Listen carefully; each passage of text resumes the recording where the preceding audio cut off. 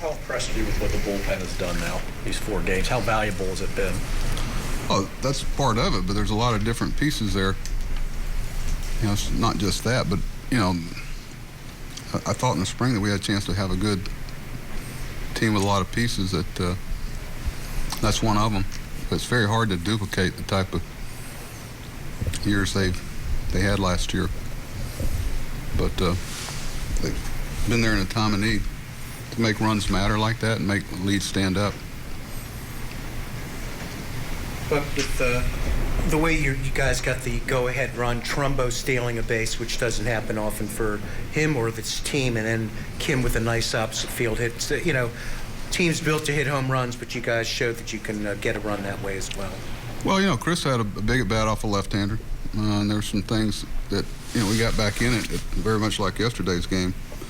But there's a lot of little things during the course of that game that came to pass that worked out for us.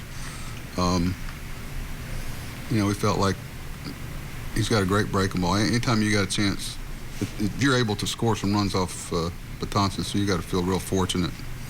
And so I really tip my hat to Truman, you know, because you got to really box one or the other out. Not one of those guys that you just read the pitch. He throws so hard, he's got such a good breaking ball and has really different tilt on it on the same pitch. Tanaka was good too for a while, and we finally made him throw some pitches. A pretty cool moment for Kim there, because he's obviously not very pleased with that called third strike in the 5th inning with the bases loaded, and then he's able to come through. That's a good point. You know, the constitution you have to perform up here and put things behind you.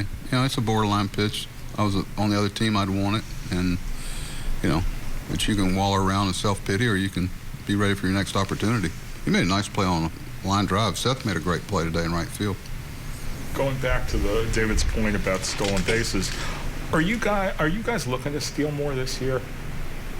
If we were, I wouldn't broadcast it. You know, I'd rather steal at a high percentage and not give away outs. You know, where they're there, you know, 2 strikes, he's going to bounce a lot of breaking balls. You know, if he throws a high fastball there, he's out. But, you know, Trump doesn't see a lot of steal signals to get one and get it and go. So there's some trust on both our parts. But I don't know what was more impressive, him getting signed, stealing second, or the base hit off the breaking ball. You got to give in there. You can't. You try to get big with Betances, you're going to have a problem. The way Brock has improved over the past couple of years, might we be seeing Givens in that type of improvement right now? Well, Mike's going to have to figure out a way to defend himself consistently against left-hand hitters like Brad does and like Zach does against right-hand hitters. So that's the next step. That's why we keep, you know, challenging with the changeup. You know, some deep counts and a lot of pitches, but Oliver got the job done today too. We got the W today. Givens. Didn't we forget? I gave you that lineup card for Donnie Hart from last night. I forgot about that. Look, you've talked about kind of feeling good about this group of guys. Now you guys are 4-0 to start the season. You're the only undefeated team left in the majors. I mean, you probably couldn't have drawn up a better start. Yeah, we got a shot at 162, right? No. 158 games. It's every game you want to win, and you know, I'd rather win the first 4 than lose the first 4, but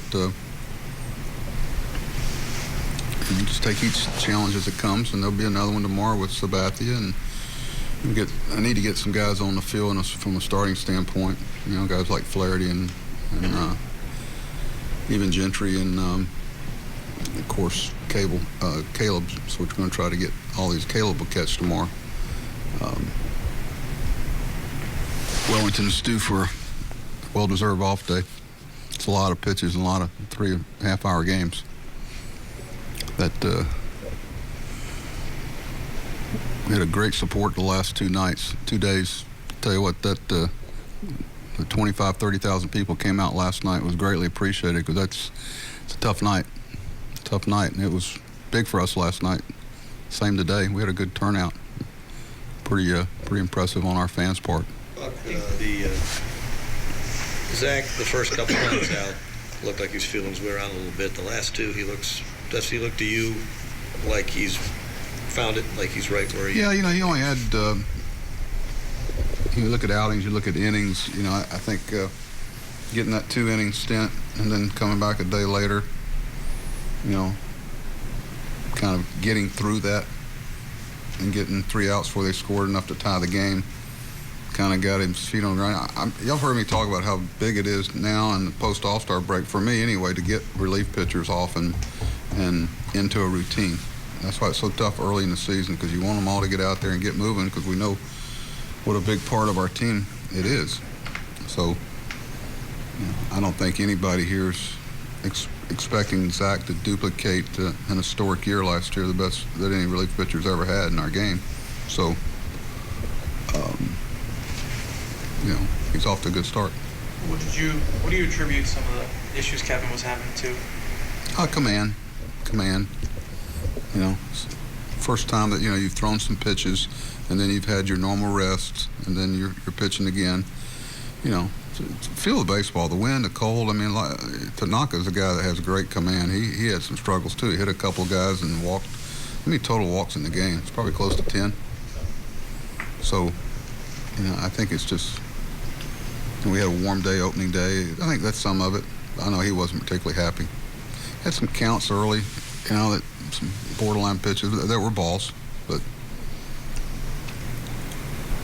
he'll be ready next time out.